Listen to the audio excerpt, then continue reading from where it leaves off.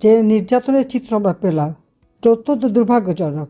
আর বিশেষ করে 4 তারিখ থেকে যে নির্যাতন শুরু, এবং তখনই আমরা খবর পেয়েছিলাম, আমরা অবাক হয়ে গিয়েছিলাম যে এইভাবে আওয়ামী লীগ অফিসে ঢুকে আমাদের নেতা কর্মীদেরকে নির্মমভাবে নির্যাতন করেছে। এবং সবচেয়ে বড় কথা যে সেনাবাহিনী সেখানে এই হামলাকারীদের বিরুদ্ধে কোনো ব্যবস্থাই নেয়নি, বরং একটা রীতিমতো ভাওতাবাজি করেছে।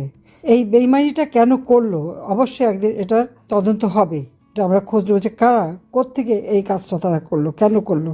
তাদেরকে দেওয়া হয়েছিল মানুষের জানমাল নিরাপত্তা করতে, সরকারি সম্পত্তির নিরাপত্তা দিতে, সাধারণ মানুষের পাশে দাঁড়াতে।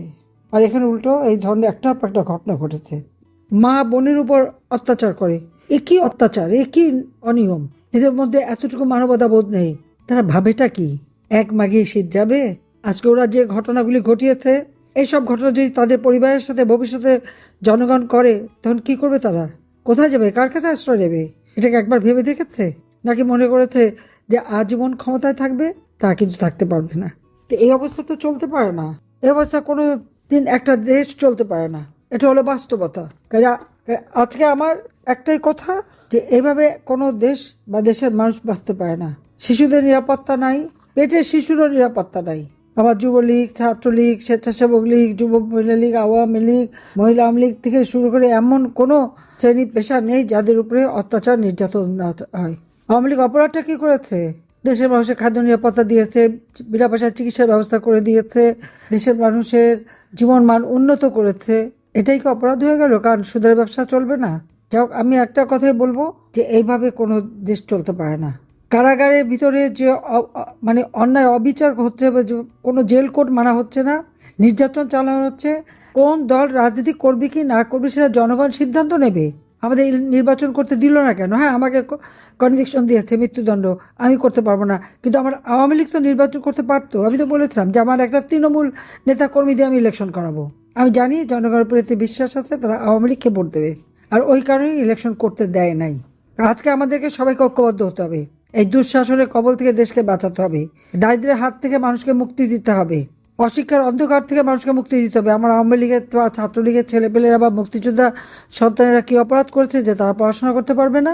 চাকরি থেকে সমানে পুলিশ বা সিভিল প্রশাসন, মিলিটারি প্রশাসন, সশস্ত্র বাহিনী থেকে সমান সবাইকে চাকরি থেকে বের করে দিয়ে প্রত্যেকের বিরুদ্ধে মিথ্যা মামলা দিয়ে তাদের কারাগারে নিয়ে নির্যাতন চালাচ্ছে। স্বাধীনতা সার্বভৌমত্ব যারা রক্ষা করবে তাদেরও সেই সেনাবাহিনী, বিমান বাহিনী, তাদের বড় বড় অফিসার, তাদেরকে পর্যন্ত কারাগারে নিয়ে চরমভাবে নির্যাতন করে যাচ্ছে। তাদের অপরাধটা কি? জনগণের জানমাল রক্ষা করতে যারা যায় তাদের উপরে এই জুলুম কেন? তাহলে স্বাধীনতা সার্বভৌমত্ব রক্ষা করবে কে? আর বাংলাদেশের উন্নয়ন, এটা একমাত্র আওয়ামী লীগেরই অবদান। আওয়ামী লীগ এদেশের মানুষের স্বাধীনতা এনে দিয়েছে, উন্নয়নশীল দেশ হিসেবে আওয়ামী লীগ প্রতিষ্ঠা করে দিয়েছিল, একে একে সব ধ্বংস করেছে। সারা বিশ্বের কাছে বাংলাদেশের উন্নয়ন একটা উন্নয়নের রোল মডেল ছিল, বিশ্বের বিস্ময় ছিল বাংলাদেশ উন্নয়নের ক্ষেত্রে। আজকে সেই বাংলাদেশকে ভিক্ষুক জাতিতে আবার পরিণত করেছে এই বিশ্ব বাটপার ইউনূস আর তার দোসর জামাত শিবির আর এই বিএনপি। এরা যে দেশটাকে সর্বনাশ করে দিল, এখান থেকে বাংলাদেশ উদ্ধার পাওয়া অনেক কঠিন। কিন্তু একমাত্র আওয়ামী লীগ পারে, আওয়ামী লীগ ছাড়া আর কেউ পারবে না। কারণ সেই আন্তরিকতা, কর্মদক্ষতা তাদের নেই। বাংলাদেশটাকে তারা চেনে না, জানে না। কাজে আওয়ামী লীগে সমস্ত আওয়ামী লীগের নেতাকর্মী যারা কারাগারে, তাদের সবাইকে মুক্তি দিতে হবে। মিথ্যা মামলা দিয়ে হয়রানি করা হচ্ছে, সেই মিথ্যা মামলা প্রত্যাহার করতে হবে। আওয়ামী লীগের উপর থেকে নিষেধাজ্ঞা প্রত্যাহার করতে হবে। আওয়ামী লীগকে তাদের স্বাধীনভাবে কাজ করার সুযোগ দিতে হবে। আর একের পর এক যত মানবতা বিরোধী কাজ করেছে এই বিশ্ব বাটপার আর এখন পর্যন্ত বিএনপি সরকার এবং যুদ্ধ অপরাধী, এরা কি কি অপরাধ করে যাচ্ছে, অপরাধের তালিকা করে রাখেন। আল্লাহ দিন একদিন দেবে, এর হিসাব নেওয়া হবে। এত অন্যায়, এত অবিচার খোদার আরশ কেঁপে গেছে। একদিন জনতার জয় হবেই হবে, অন্তত এইটুকু বলতে পারি। সবাইকে ধন্যবাদ। ইনশাল্লাহ বাংলাদেশের মানুষ আবার তার মুক্ত রাজনৈতিক অধিকার, অর্থনৈতিক মুক্তি এবং সাম্প্রদায়িক সম্প্রীতির দেশ হিসেবে গড়ে উঠবে। জাতির পিতার স্বপ্নের সোনার বাংলা এবং 2041 সালের মধ্যে স্মার্ট বাংলাদেশ আমরা গড়ে তুলব। বাংলাদেশের কৃষক, শ্রমিক, মেহনতি মানুষের পাশে আমি আছি। সবাইকে ধন্যবাদ। জয় বাংলা, জয় বঙ্গবন্ধু, বাংলাদেশ চিরজীবী হোক। এই পর্যন্তই, কিন্তু প্রশ্নগুলো এখানেই শেষ নয়। এই দেশ, এই রাজনীতি, এটা আমাদের সবার। আপনি, আমি, আমরা সবাই মিলে গড়ে তুলব সচেতনতার একটা মঞ্চ। আপনার ভাবনা, আপনার চিন্তা এবং আপনার মতামত আমাদের দরকার। তাই কমেন্টে লিখে জানান এই মুহূর্তে আপনি কি ভাবছেন এবং আপনি কোন দিকে তাকাচ্ছেন। রিপাবলিক অ্যান্ড পলিটিক্স কেবল খবর বা বক্তব্যের জায়গা নয়, এটা এক একটা ভিন্ন মতের প্ল্যাটফর্ম। এখানে প্রশ্ন করার সাহস আছে, সত্যের পেছনে ছুটে চলার স্পর্ধা আছে।